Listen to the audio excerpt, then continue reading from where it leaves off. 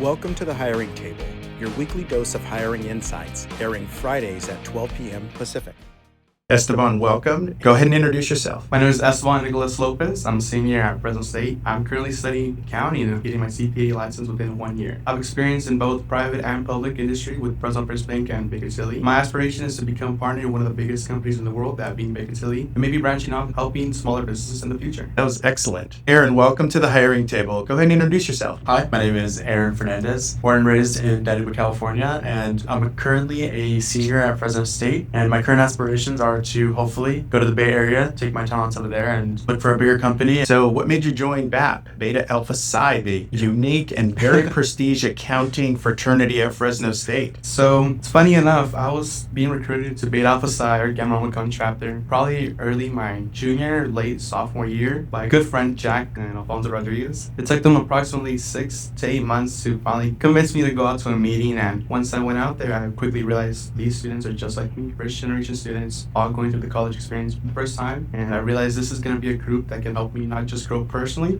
but also professionally into the career I want to go into. Well, what is your highlight of being a part of BAP? My highlight is honestly a close inner circle that really wants you to grow. I've met Aaron within the first semester there, and we just grew really close. He's from Danuba, I'm from Selma, California, so we're not too far apart, and it's just a friendship that's in the last. It's something that as long as you're good to each other along the way, you'll have people you can trust and that you'll take with you along your entire career, which is always good to bounce stuff off of each other. I'm glad that you enjoy that the most. How about you, Aaron? What do you enjoy most about being a part of BAP? What's been your highlight so far? Yeah, so far, at least the highlight is definitely just making new connections and meeting new people, especially Esteban. Met him my first semester. It was funny because I met him actually looking at his computer. He was actually in the same class that I was taking. And so met him there and talked to him a little bit. We kind of found a connection of what are you doing for this class? Trying to help each other out with homework, and so that's where we built our connection. But it's definitely the people that you meet along the way, and at least how I got first introduced into Beta Alpha Psi was from actually an alumni who told me, hey, you should join this club. And so I ended up joining, and thankfully to Garrett, I caught him out into the breezeway of Rush Week, and so he gave me all the information, and I sparked from there. The highlight is definitely all the people I've met and just the connections and everything that I built there. It's just amazing. Would you encourage others that are curious about Beta Alpha Psi to join the organization, and why? I would definitely encourage them to join just because you meet a lot of new people. As a board, we do all the professional work and trying to make sure that we're getting firms to come out to our meetings. We're getting you that exposure to other people, and so it's definitely the biggest highlight for our club, and we try to encourage as many people to come. Do you guys invite private companies as well, or just public accounting firms? So that's actually what my position is for. So I try to bring out as many different firms, whether it's public, private, and just bring them out for a presentation. A lot of them are busy, and I get that. So a lot of our companies that we do bring out are public, but I've definitely been trying to reach out, build more connections, and try to bring in those private clients. We actually did this past semester, and so it was 2 people. It was a partner at PwC. She brought 2 of her colleagues, and they both worked in the private sector. Nice. So they got to tell us a little bit about what they do, and it was honestly amazing. And so I'm trying to get a little bit more of that within this spring semester. Now that's professional networking at its finest. All right, so let's play a little bit of a game here. I want to break the ice and have a little bit of fun. We're going to play the 10-second game. Okay. 10-second game is randomly picking words, and you have 10 seconds to say your response, and then we'll just go back and forth. We'll start with you, Esteban. First thing that comes to mind. Let's have some fun. First thing is bulldog spirit. Being passionate. Resume. Oh man, that's a tough one actually. 1 to 3 words. Yeah, when You got 10 seconds. Stressful. There you go. Elevator pitch. Story in 30 seconds. Nice. Dean's list. Dean's list, academic excellence. Excellent. Leadership. I would say hardworking, just because if I can expand on it a Yeah, little bit, yeah. being a leader, it's just you've got to make sure you put in the time and effort, and making sure that you're able to get everyone to come in and collaborate, and making sure everyone is having a good time. No doubt. When you think about a semester, what's the first thing that comes to mind? Definitely the beginning of the semester, I would say it's definitely stressful. Especially, I'm a transfer student from Ridley College. I would say it's stressful coming into university. First thing that comes to mind, coffee. Energy boost. Sticky notes. Note-taking.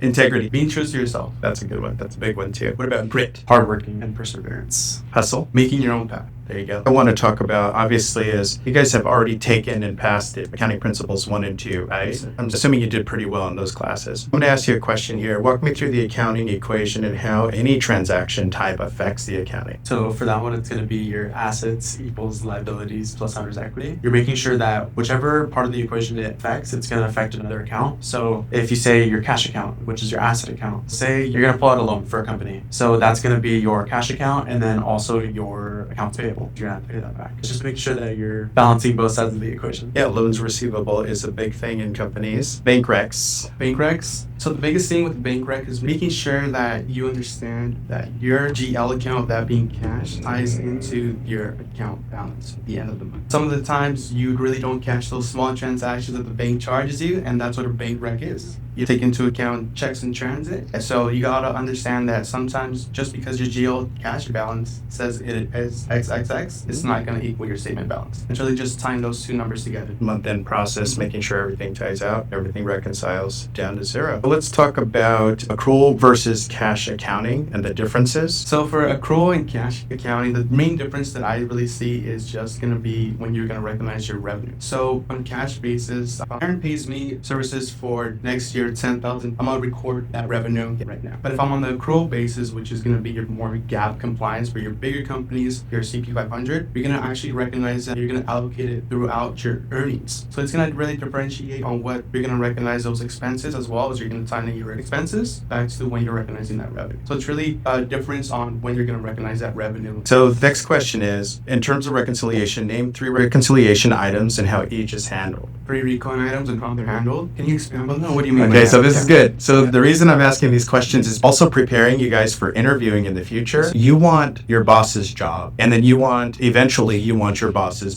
job. So the whole theme of interviewing comes down to you guys being prepared, and catching you off guard is a sign saying, I need to do a little bit of preparation in terms of taking the skills that I know that I can do. I can get into the workplace, I can work reconciliations, it's no big deal. But when you talk about them, that's a different skill set. Your communication skills are separate than your accounting skills. So leveraging those communication skills so you can have a successful interview and come across as confident, knows what they're talking about, can be a contributor to my accounting department or team, that's going to be critical for you. So that's the whole purpose of the exercise, is to just see what you don't know and then make you think about how can I prepare for an interview. These are really good questions. Let's do this then. Excel competency. What would you use, XLOOKUP or VLOOKUP, in reconciling 2 ledgers, and why? Do you guys know the answer to that one? I have yet to use any of those formulas. Okay. One of the biggest things that we try to push onto our students is actually taking one of our accounting classes, Fresno State, which specializes in leveraging Excel, especially when you have a large sum of data. Yeah. And I've yet to take that class. Yeah, I would say definitely take it, because regardless of the AI and the systems coming out and the ERP systems where all the data is housed in these accounting departments in private industry, the Microsoft Excel workbook worksheet, they're going to be 100% used indefinitely that we know of. In fact, AI has created some attachments to Excel to make reasonable sense of the information based on your questions, concerns, obstacles, and those types of things. But learning Microsoft Excel is critical. I will tell you, I assist people into their careers, into controller jobs and CFO jobs, and like VP of finance and director of finance and assistant controller, accounting manager, even senior accountant positions. And the number one skill desired is Microsoft Excel. It's like we need somebody with strong Excel skills, because they're going to have to make sense of all of our reports. We're going to pull down reports from this system and this system. We're going to pull our payroll information for audit. We're going to create these financial statements considering all information for our company and all its departments. Microsoft Excel is going to be something. You're a senior now, so I would say definitely catch up by the time you graduate, which I'm assuming you're graduating in May. Okay, so you have a little bit of time. Jump into a class if you can. It may be too late. Maybe even take it after you graduate if you can. But I would say devote some time and energy in Excel, and you're going to go for your CPA. Maybe you can do it simultaneously or right before you start studying for CPA. Have you already started? Yes, I'll be taking my first exam January 30th. Oh, congratulations. Thank you. Go all the way. So then just devote some time on Microsoft Excel. How about you? What have you done for Microsoft Excel to build your skills? So I've actually done a little bit of auditing my work, and so taking the financial statements and putting them into a data sheet, except I haven't used XLOOKUP or VLOOKUP either. We actually had one of our previous board members show us, or he showed me a little bit about him using XLOOKUP and VLOOKUP, and so sort of learning from him, because he did take the course, and that's definitely something I want to get certified in. and I want to expand it because I know how much of a different language Excel is, and it's honestly just so time consuming, and it's constantly updating. It's its own living organism is what I say, and I mean, learning it is just a big thing that's going to help with this, especially the industry of accounting. Do you know how many CEOs tell me that? Really? They're saying, I don't have the time. It's time consuming to really master this Excel, or CFOs, and they want to hire somebody that has those skills. Wow. So that's what I'm saying. Let's think 25 years down the road, right? How are you going to best be prepared for a successful 25-year career? That's like long-term planning. The seed that I want to plant with you now is Excel, because the sooner you get it, the better manager you're going to be. Does that make sense? Yes, sir. How would you think you would be a better manager? Understanding the fundamentals, which is going to be Excel. Okay. How about you? What's your answer? I would definitely say at least, understanding what your employees are going to be going through, especially with Excel. You want to be able to give them your own personal connection and be able to relate to them and be able to help them as best as you can. That's very true. It's almost like you can know their job and you can help them. The more you know, the better. But also, when you're merging reports and you're manipulating data and you want to pull information, you're contributing to a financial dashboard by knowing Excel. You're pulling all the data together. You're making layman's sense of it to present the information as a CFO to your CEO, and they're going to appreciate the heck out of that because your information is within a little margin, very accurate. It's going to help them make decisions that are going to yield the results as expected. Could you imagine if you don't know Excel and you give them information and there's a $250,000 error in there? Okay, so what happens in their decision making, if they make a decision based off the numbers you give them and then you're off by $225 million, what do you think the outcome is going to be of that? Somebody's going to be extremely upset, right? So just think of it that way. It's worth the investment on the front end. I think it's going to go a long way for you if you commit to Microsoft Excel early on. One of the things we talk about regularly also is work ethic and integrity. Integrity is just a must, especially you're going to your CPA. In terms of work ethic, and what makes you work hard? We can start with you, Esteban. So my biggest push is really my family. I'm the oldest of 5 kids, first generation college student. So it's really just laying out that format that if you put in the work, put in the hours, despite the cards you're dealt with, you can make your dreams come true. Outstanding. And then so I want to expand on that a little bit. So how does that make you work hard? It makes me work hard because when I first started school, I didn't know any English, didn't have really any friends, and I was really close to 3 friends throughout my whole life. But going on to where I'm at now, I was able to look back and appreciate that and just try to give a better future for that next generation. To give that motivation that if I was able to do it, so can you. And so you're about to graduate. I'm sure your siblings look up to you. Are they planning on going to college? And yeah, so a sibling after me is my sister Daisy. She's 14. She plans on going to the Marine Corps. Actually, Air Force. They're 4 years there, but also planning on going to Berkeley. She was telling me they have this engineering and business program, and she wants to try to go through there. Continue encouraging her. She takes school seriously.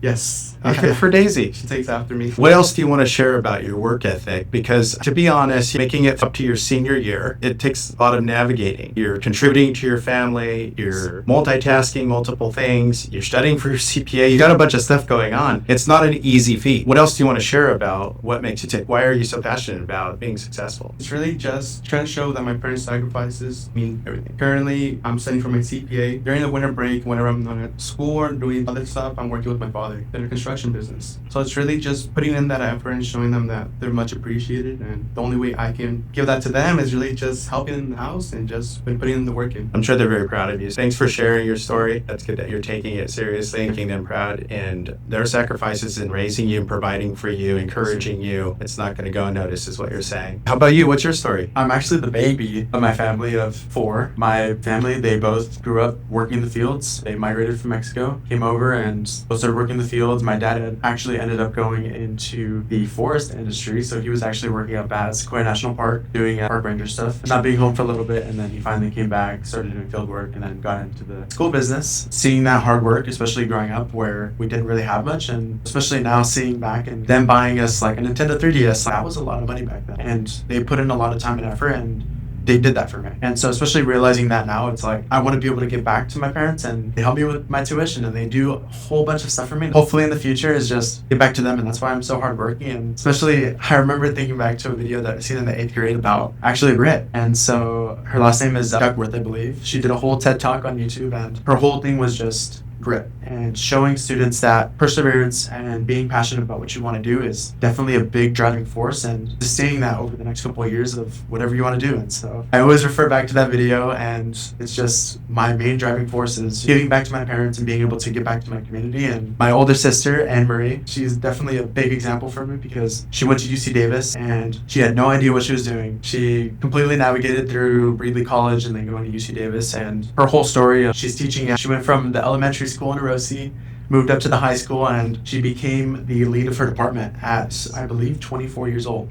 And so she's definitely a big example for me. I've had a lot of different examples in my life. Her name is actually Joy Soares. She used to work at the Tulare County Office of Education. She was definitely a big driving force for me. She's super passionate about what she does and wanting to help the younger generation and help them learn. And so definitely just the people around me have. How'd you get connected to her? Actually through the school that my dad works at. It's called Kingsburg Elementary. It's out in Kingsburg, out in the countryside. But she worked there for a couple years, and so that's where I got connected with her. Just throughout my career, just talked to her, learned from her, and asked her questions, and just gone from there. My sister has a very close relationship with her. She's such a strong connection for me, and she really does lead by example, and that's who I want to follow and continue my career that way. So you're inspired by your older siblings in terms of their work ethic. Parents worked in the fields. How has that working in the fields really inspired you to do better for yourself? Have you worked in the fields before? Yeah, so actually my dad took me out one day and he said, "You're gonna go to work." He took me out when I was about, I believe, 13 years old. And so he took me out there and he's like, "I'm gonna show you what we do." And so took me out, and I maybe lasted about 3 hours. It's extremely hardworking, and so it was actually during the time where we had to go and prune all of the trees. Oh.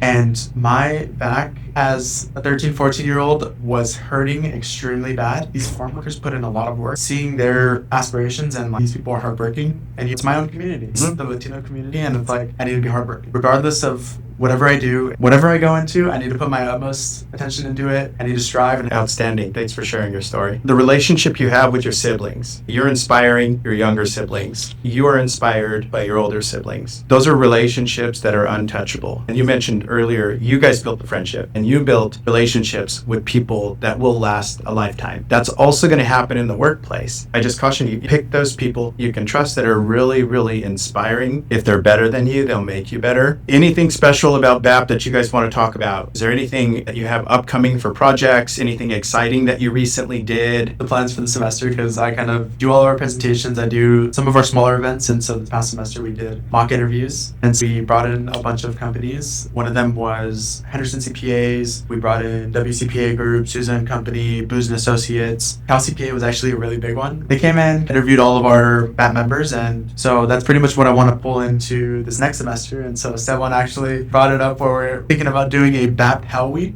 So our biggest main focus in preparing the early semester and mid semester is really getting our students prepared for Meet the Firms, which is our semi-annual career fair where a bunch of firms, whether it's the private sector, government sector, and public sector, they come out and try to recruit from Beta Alpha Psi. And not just Beta Alpha Psi, but it's open to all other students, whether you're in Fresno State, COS, Reedley, Fresno City. But our biggest thing within as a club is trying to prepare those students. And our biggest thing was like, well, how do you maintain a conversation? We never focused on how do you start a conversation, you know? Yeah. So this past semester, I had a lot of our members just coming up to me like, how do I start this? And it's like, oh shoot, we've only focused on maintaining. Well, I brought up the idea, why don't we do BAP Hell Week? Going back to how my sister wants to go to our military, it's like, you know what?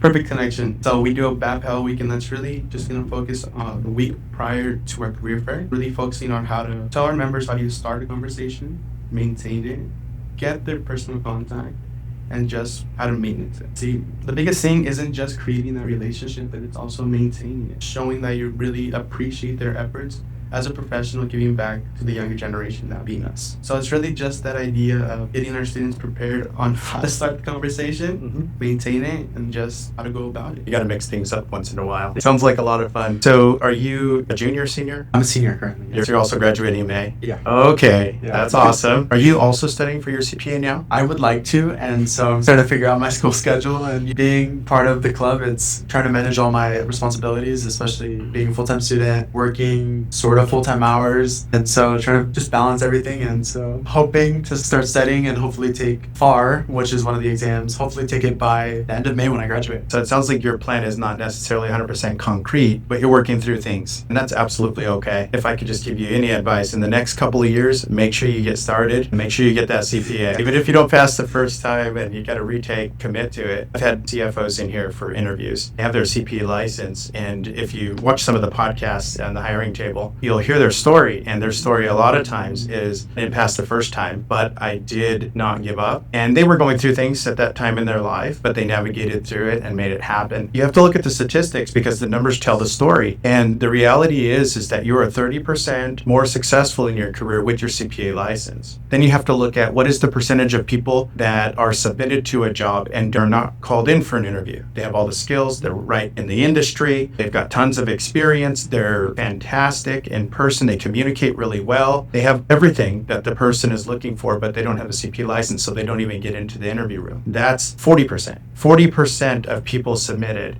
without a CPA license that are going for bigger job opportunities at companies at $250 million up to about $6 billion in top line gross receipts, they don't make it into the interview room. It's just a huge number. I'm just trying to encourage you that there's a huge value to it depending on what you want in your life and what you want in your career and how fast you want to get there. But put the hard work in early, you get through it, and then it pays off for the rest of your career. It's just kind of an encouragement, I would say. It doesn't require a CPA to do a great job and have a wonderful career. I have a lot of people that have a bachelor's degree working in accounting, some people with an associate's degree, and they love their job, they love the people, they love the culture, the benefits, and the pay. Everything's very good for what they have going on in their life. But the CPA is definitely, if you want to be extremely progressive, certainly go for it. And I'm glad you're aiming for Big Four. I would become roommates and go to San Jose. If you make a sacrifice now, you're going to help each other in multiple ways, help each other study, have somebody to talk to because you're doing the same thing. I mean, that is just an amazing thing if you guys can partner up. But it's worth the sacrifice. Yeah. Definitely encourage you to stay inspired since you're on the track and it's on your mind heavily about your CPA.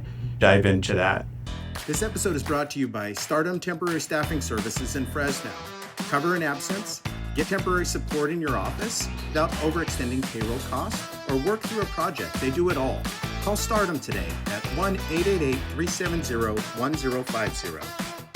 Questions that are the hardest to answer for people. How do you handle conflict, Esteban? How do I handle conflict? The biggest thing that I see even within our small organization or just even the students as a whole is really understanding what's the issue at hand. Is it an issue with the material or is it an issue with egos? See, the biggest thing that I like to think about is at times it's not just the material, but it's really just being hard-headed. You gotta understand that there's different methods to do things and there's different ideas and psychology behind the thought process. So it's really just understanding the roots of the issue at hand, understanding is this really an issue to argue over or even debate over. If it's not, then we just simply have to understand that there's multiple ways to do this, and if the conflict is in the sense where A needs to be figured out in order to do B, we have to come to a mediation for A. We can't hold up the process any longer because now we're just going to go too deep into it, and it's just really trying to be also efficient within our time as time goes by quick. The semester goes by quick. So it's really just understanding and being able to come to a mediation and understanding is the conflict material or is it ego? That's my big start. Excellent answer. So your question is, where do you see yourself in 5 years? In 5 years, I hope to see myself at a Big Four company and hopefully have my CPA within a year and just working towards that partner status and just trying to make sure that I'm continuing to advance in my life and try to reach the highest point I can in the accounting industry. Great answer. Tell me about your biggest failure. My biggest failure, it's really is not meeting up to my own expectations.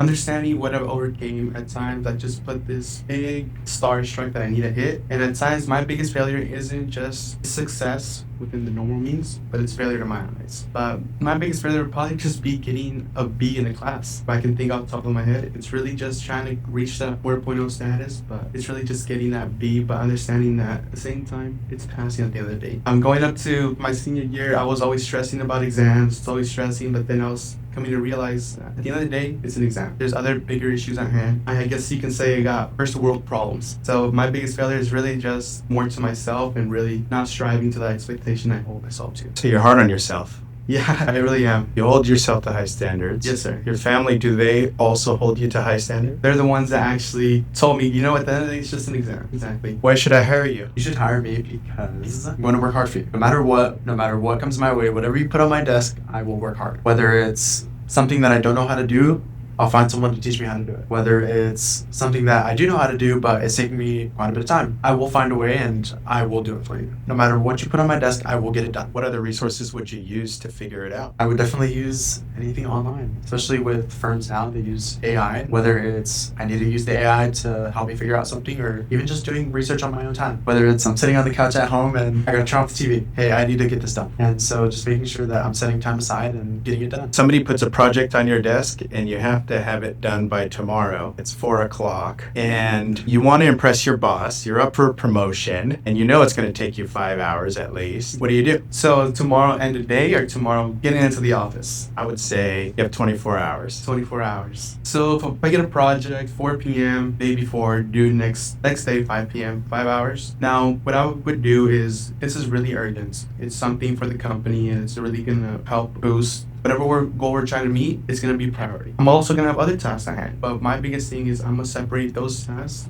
into something that's going to be maintenance or importance. In this case, this project is going to be important, not only because it's going to help the company, but as you said, it's going to be a promotion. It's going to help my professional career. So if anything, I'm going to schedule that next day around this project. Meetings, I got to lay it off. At times, you got to take that sacrifice and put yourself forward, not just yourself, but in this case, also the company. We got to get this done. Whether it's an audit, we got to get it done. We got to wrap up financial statements. You got to understand that things do come up. It's the business, and at times you do got to sacrifice one thing or another. Your biggest weakness, Aaron? My biggest weakness was actually being super hard-headed, especially coming out of high school and going to community college, figuring things out as I went. Then I got to Fresno State and I was extremely hard-headed and I did not ask for help whatsoever. Sort of just tackled things on my own and went about it that way. But I joined Beta Alpha Psi and you've seen that I can ask people for help. I don't need to be so hard-headed. There's people that know things that I don't, and that's okay. Ask for help. Ask them, how can I do this? Or, hey, can you show me this real quick? And especially when I first got into my first internship, which is where I'm currently at, and asking them for help because they expect me to not know anything. And so being able to learn from them and learn from the partners that we have, it's an amazing opportunity. And why am I not going to ask questions? I need to put my ego aside and I need to ask questions. Don't be scared to ask people things. Give me a specific example. When I get a project, I will just do it by myself. And I won't ask people for anything. I think it was just more of my mindset was kind of getting ahead of me. I want to be hardworking. I want to get it done. And was it a group project? It was a group project, actually, yes. I had a group project where no one was sort of communicating, and so I said, you know what, I'll take it on myself. You give them a chance. I did give them a chance, yes. Started communicating with everyone and tried to move forward with things, but nothing was happening, and I sort of wanted to give us deadlines of like, oh, hey, give us 2 weeks to start this or to do that, and things weren't getting done, so I just ended up starting the project on my own and kind of going from there. And then when was this? How long ago? This was when I was at Reedley Community College, so this was roughly about a year and a half, 2 years ago. And now that you have hindsight vision about it, would you do it again? I wouldn't, no. Why? I would try to communicate with my team because it's tough, especially with school and working. You need to be able to communicate with one another. We've got to make deadlines. We've got to get this done no matter what. We're all hardworking. We're all trying to get our degrees and work towards our better future. What are you expecting for pay going into a new job? That one is definitely a tough one. You almost want to avoid answering it because that's what you did right now. That's what I did, yes. That's actually what I did. There's no right or wrong answer, but obviously you want to navigate the situation. I need a little time to think about it after this interview. I collected a lot of information today and then not say anything. There's nothing wrong with that. How about you? What's your answer? So my expected answer is going to be 85,000. 85,000, and why?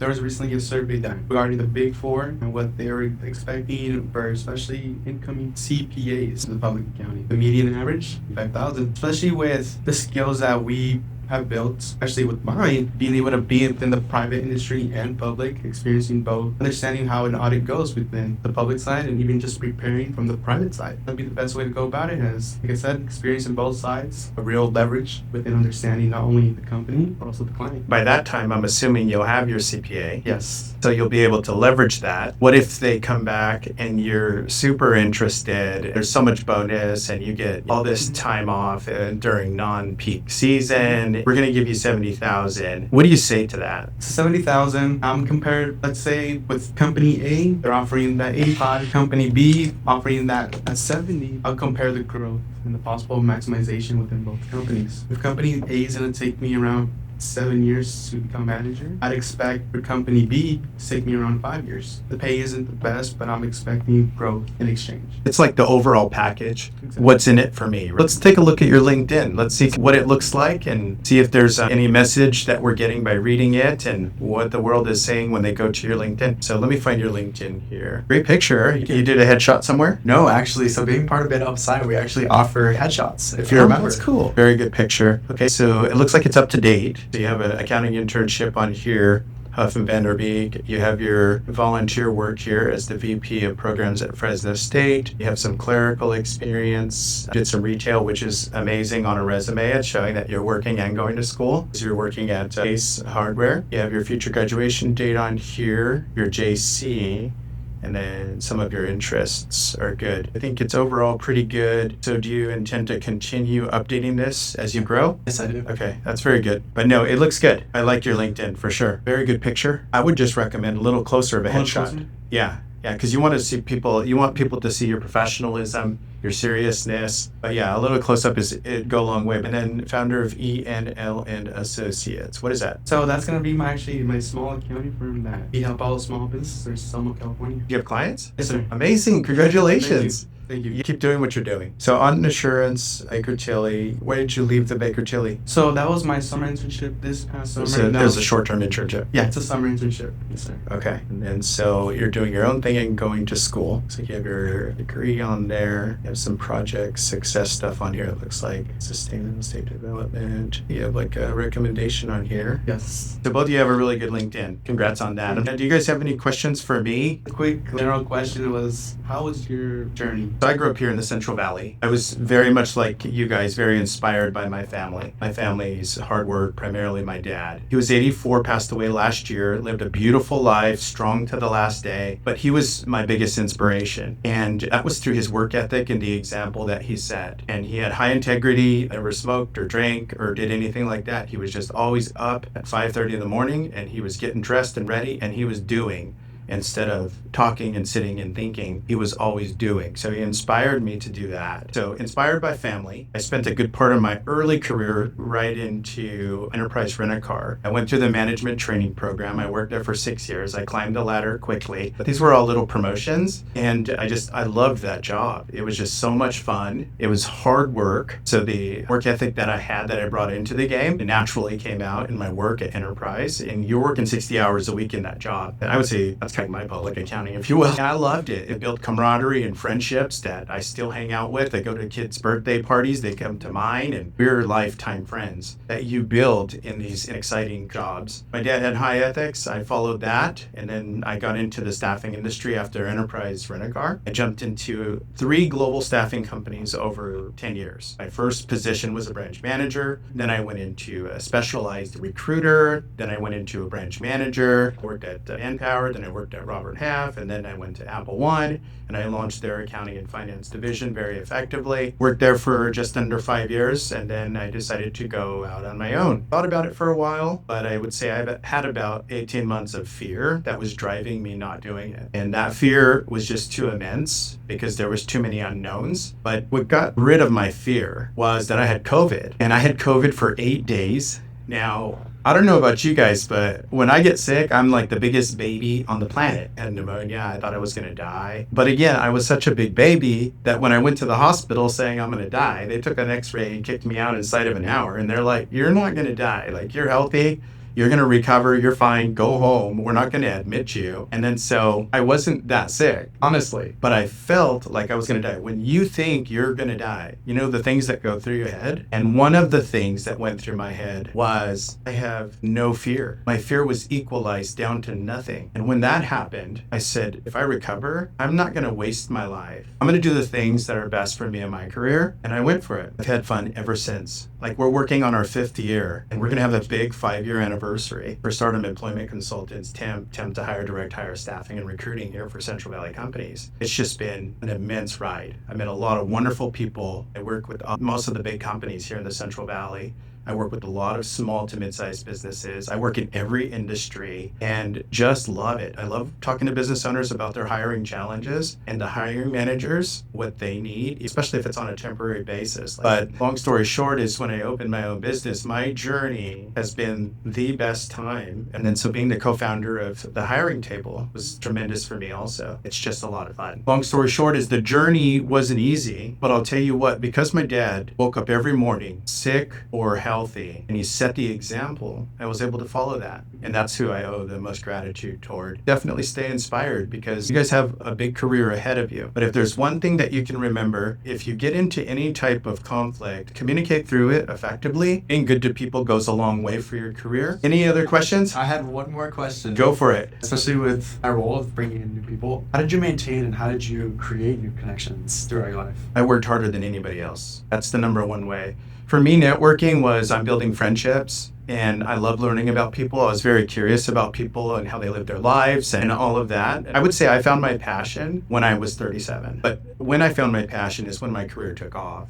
I really found joy in work and excitement to get up and go to work every single morning by doing staffing in the accounting and finance space. And the reason for that is because I love talking through challenges. And that's the greatest thing. You tie that to the analytics of a business and you have exactly what you need to keep the business moving forward. So strategy, love it.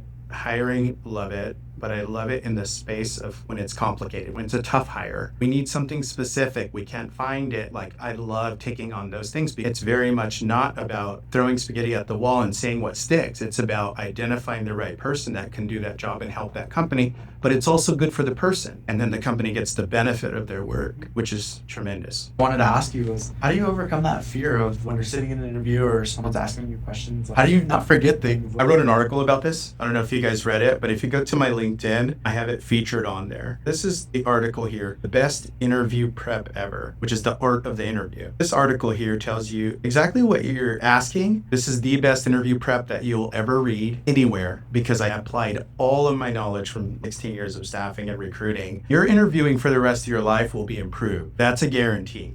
Thank you for joining us this week at the Hiring Table. Next week's episode, we have Adam Trujillo 2.0, who's a CPA and prior tax and audit professional from Ernst & Young. In this episode, we cover the good, bad, and ugly of famous software for farming and agriculture, an episode you do not want to miss, airing Fridays at 12 p.m. Pacific.